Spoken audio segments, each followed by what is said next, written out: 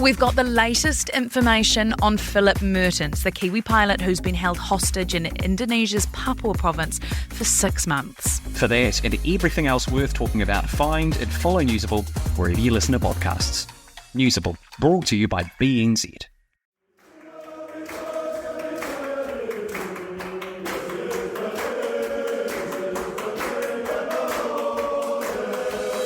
Moana Pacifica will make history this weekend when they play the first ever Super Rugby Pacific game in Samoa. The football ferns have just one more international warm-up match left before the World Cup. Is it enough? Grace, do you have time to follow women's football? Not as much as I'd like to, but I'm definitely looking forward to keeping track of this World Cup and seeing our football friends. Yes, and speaking of World Cups, we'll talk about the Netball World Cup along with the ANZ Premiership with shooter Grace Wecke. Grace, you're on fire right now. Are you in a groove for the rest of the season? Yeah, I think we are in a good place, and it's just exciting to see where we're going.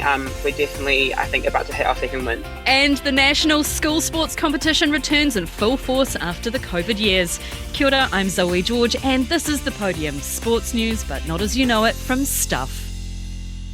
It will be an historic moment for Super Rugby Pacific when Moana Pacifica plays in Samoa this weekend against the Queensland Reds. One of the founding aims when setting up the Auckland-based team was to be able to take games to the home countries of many of the team's players. In fact, Moana Pacifica has more than a dozen current Manu Samoa representatives in the squad, and they're in Apia already, where they've been welcomed with parades in the streets of the capital. We caught up with coach Aaron Major from Samoa.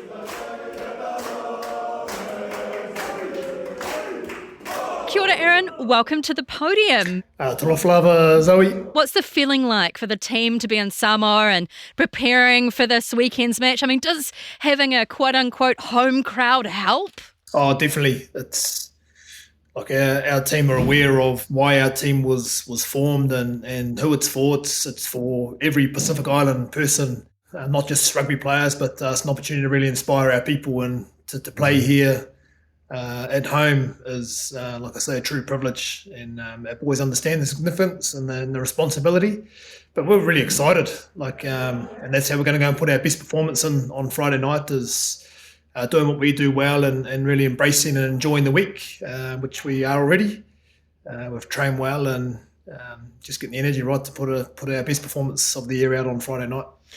What sort of pressure, though, does it put on the team to perform being at home in Samoa? Yeah, I think there's expectation around performance, but we have high expectation on our own performance every week, and like everything outside of that, you can't really control. But I think having the home village behind us through the game will be massively uplifting. We're playing a good Reds team, and like every game is tough in this competition. But when you hear the voice and you feel the heart and the spirit of your people behind you, it certainly makes a big difference. And we know that our people here, our local crowd, are going to give it everything, and they will be in behind us. And I'm sure the boys will feel that when we need it on Friday night. I mean, you talk about the heart, but does this team have an identity? I mean, it's based in New Zealand, but it's a Pacific team. So what's the purpose of Moana Pacifica, and should they be based in Apia full time? The purpose is really to connect and inspire our people, whether you're involved in rugby or not. It's a vehicle to demonstrate, all the beautiful qualities and the amazing culture and the capital we have within that to express ourselves on the world stage, and it's long overdue. So our identity is really clear. We would love to be based in the islands. That's a big job, creating the infrastructure to be able to do that and to compete at the highest level. Like we're not playing club rugby, we're playing against seasoned internationals, the best players in the world. Well, it's been a bit of a tough season so far. 7 losses in a row. I mean, you're currently at the bottom of the table. The Reds are 8th. What are you hoping for? Some kind of magic in Apia this weekend? No, not really reliant on magic. Just good process. I think we showed last week in our performance the spirit and the heart on our side to put in a great performance and put the champions under pressure in their own home ground. And we won some massive moments in that game. I was really proud of the resilience the ability to keep fighting and keep coming back. And so there's lots of little wins happening, not on the scoreboard yet, but we back ourselves and we know they'll come if we keep working hard in our game. And this week feels right for us. Well, it's always good to play the Aussie teams. Is there a player in the side that should be playing for the All Blacks, or do you want to see them playing for the Pacifica teams? Yeah, primarily that's our function, is to promote the pathway for aspiring young Pacifica players to play for the Manu Samoa or the Kalitahi. Our Cook Island team as well was also pushing hard in the sort of lower ranks of international rugby, but ideally it's the pathway for all aspiring Pacifica players to want to play for their home nations. I think also got to understand that a lot of our Pacifica players have grown up in New Zealand or in Australia, so that might not have been the first choice for them always growing up, but it's certainly our aspiration to try and swing them back into that space, and it does become the nation of choice for our young players. Well, I hope that the game against the Reds goes very well for you this week. I can't wait to watch it. It's going to be very exciting, and hopefully the crowds will get behind you. Aaron Major, it's a delight talking with you. Tawhito tele lava, Zoe. It's a pleasure. There's now fewer than 100 days to go until the FIFA Women's Football World Cup kicks off in Aotearoa and Australia, and the Football Ferns only have one more warm-up game to go. Their latest outing, early Wednesday New Zealand time against Nigeria, who are currently ranked 45th to New Zealand's 25th, didn't go according to plan. The Ferns remain winless from their last 10 games, so can they step it up and get a win under their belt before the World Cup? Someone who's watching on is Wellington Phoenix star Chloe Knott. Kia ora, Chloe. Welcome to the podium. What did you make of the Ferns' 3-0 loss to Nigeria this week? Yeah, it was so disappointing. Just to watch them at the start, have so much ball and look like they were dominating and just by far the more quality side, and then to concede a goal against the run of play. Just hard to watch because after that it just seemed that they just kind of dropped off and couldn't really get back into the game. Yeah, when you look at where the Football Ferns are at 25th versus Nigeria at 45th, there's a huge gap there. So what needs to change here? Was it the players? Is it the coach? Yeah, I think having some of the injured players back in, Rio and Flea could be back in time, but just having those experienced players like CJ Bott come back in, and hopefully after that goal goes in, you get together and you your older players can build a bit of resilience and get the team together to get the win again. So I think having more experience and having some players back in will help them for sure. Speaking of injuries, their injury list continues to grow for the Football Ferns. Olivia Chance injured her knee, I think it was, in the first game of this warm-up series. And then Betsy Hassett, possible broken rib after a collision against Nigeria. Is this concerning, the number of injuries that we're having this close to the World Cup, or should players be putting their bodies on the line? I think for me, and knowing Betsy, you got to put your body on the line no matter what situation you're in. She's a tough player, and I think just seeing her stay down like that was tough because normally she's just right back up and into the next challenge. So hopefully it's not too serious. I think as well, having Lev go down was hard for the Ferns because she's very creative and she does a lot for them going forward. So it's tough. Hopefully they can come back quickly and they're not serious ones. We've got one more warm-up game against Vietnam on July 10. So there's a bit of a gap between this lot of games that we've just played this week and that game, which is 10 days out from the Football World Cup starting. Oh my goodness. What needs to be worked on between now and then for you? What's going to be the major crunch points and the big pivot points and making sure they win and get out of the group stages at the Football World Cup?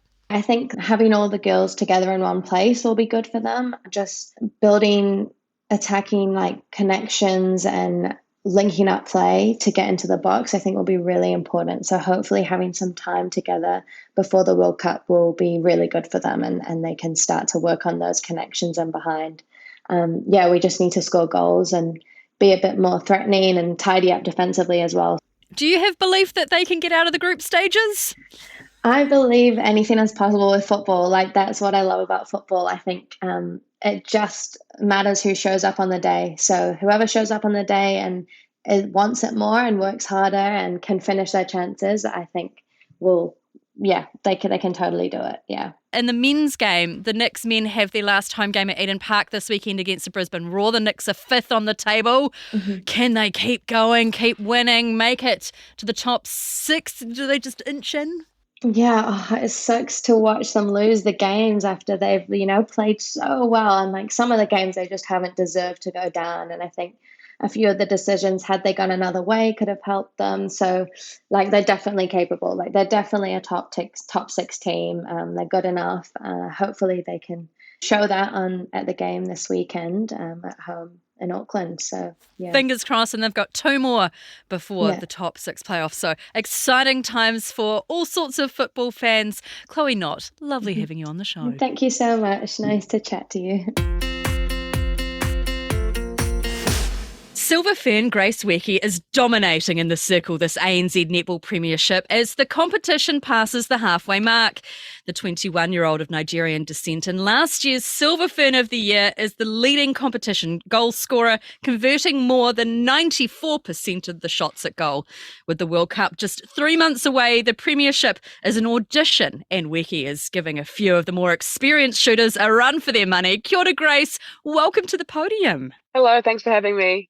So top of the table Mystics were given a bit of a scare last week by the Magic with the game coming down to your final goal. How do you cope when you're under pressure like that? Yeah, it was a bit tricky. I think it's different when you do it to yourself. Like I think over the past couple of years playing at Mystics and I guess this season, there's a sense of belief that no matter what position we're in, like we're going to be okay. Like even when we were down by 10, I was just like, we are so in this game. And so we got up by 5 towards the end of it.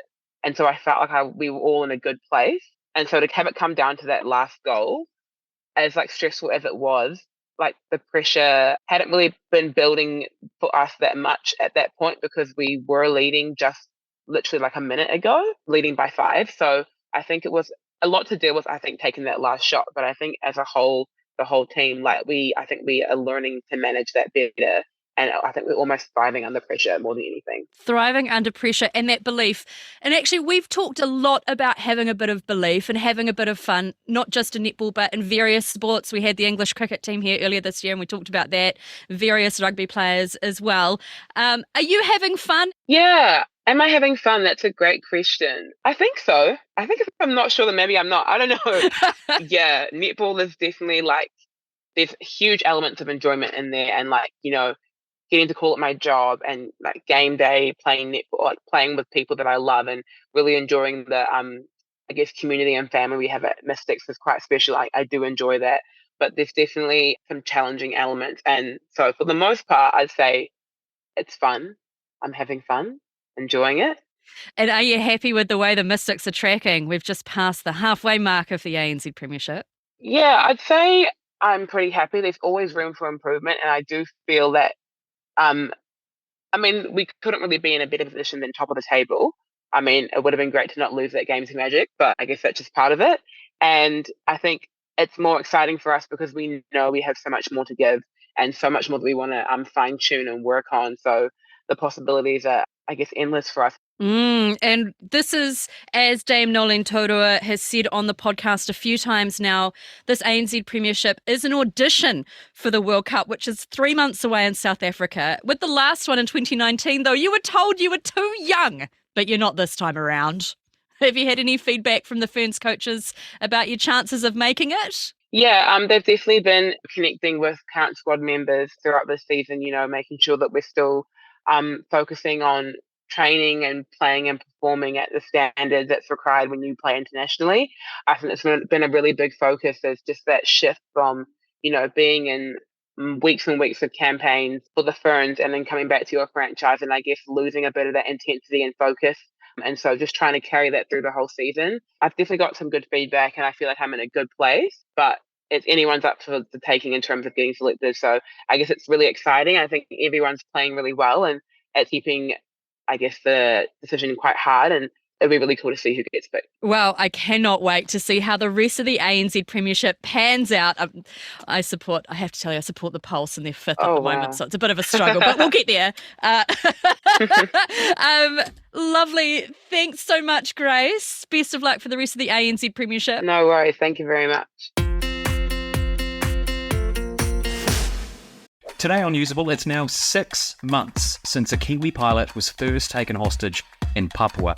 So where are the negotiations at? Plus, Megan Thee Stallion's shooter gets handed a whopping jail sentence, and we're weighing in on the cell phones in schools, kōrero. For everything that's worth talking about, find and follow Newsable wherever you get your podcasts. Newsable, brought to you by BNZ.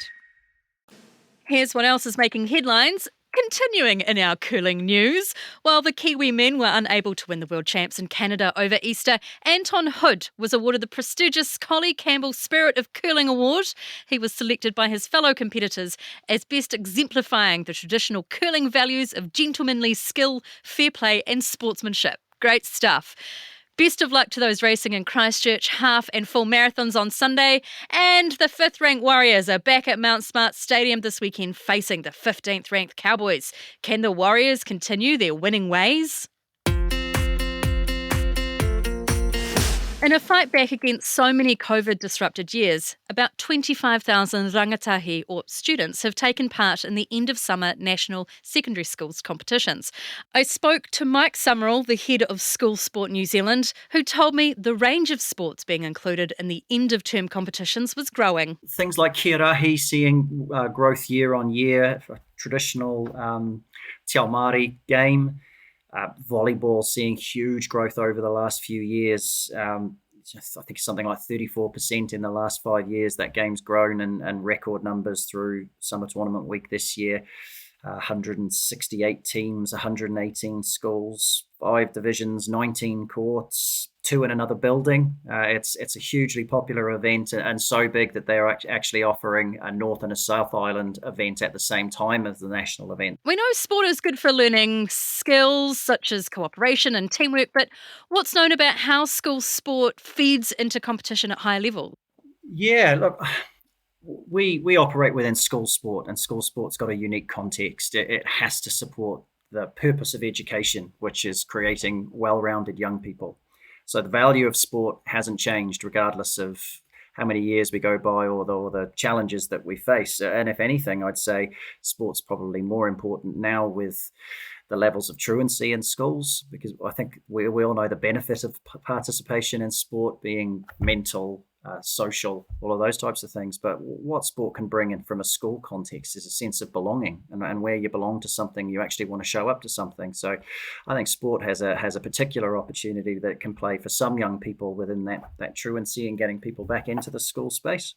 And in terms of a pathway, yes, I think school sport in certain areas can offer that opportunity. The opportunities that exist out in New Zealand versus many other countries to really look at a career in sport, whether that's a player or whether that's in the administration space, is growing every year. Are there any challenges looming that might impact on New Zealand's strong sporting culture? And of course, that's something that starts at school. We're seeing small declines in our traditional sport participation numbers, but by and large, we're still seeing 20,000 plus students participating in those numbers, which is a tremendous amount of young people still playing in those sports. So yes, there's a change in attitude towards what is sport, what is physical activity, what do I need to be involved in. But there's certainly still a lot of young people that value that traditional school sport approach or traditional sport approach in general. And those numbers that are coming through are still very, very large. There's obviously a challenge with making sure that it still resonates with young people, that it's still doing the things that they want to do and that's how they want to spend their time. But that's always been a challenge, right? That's not a new challenge. And that was Mike Summerall from School Sport New Zealand. And that's it for The Podium. I'm Zoe George, and on behalf of our guests this week, producer Philippa Tolley and sound engineer Connor Scott, thanks for listening. Can the football ferns step it up in time for the World Cup? Tell us at thepodium@stuff.co.nz. Until next week, ka kite anō, go well.